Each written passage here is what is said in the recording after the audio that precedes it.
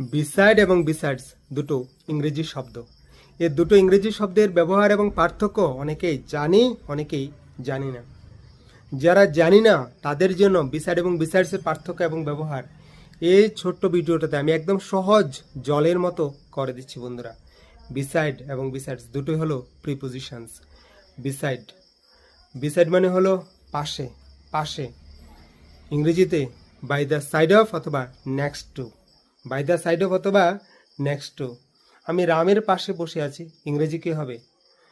I am sitting beside Ram, I am sitting beside Ram. আমি বলবো না I am sitting by the side of Ram অথবা I am sitting next to Ram. Beside ব্যবহার করে বলবো I am sitting beside Ram, I am sitting beside Ram. তারপরে আসছি বিসাইডসে। Besides মানে হলো ছাড়াও অথবা তাছাড়া। ইংরেজিতে বলে ইন অ্যাডিশন টু অথবা অ্যাপার্ট ফ্রম।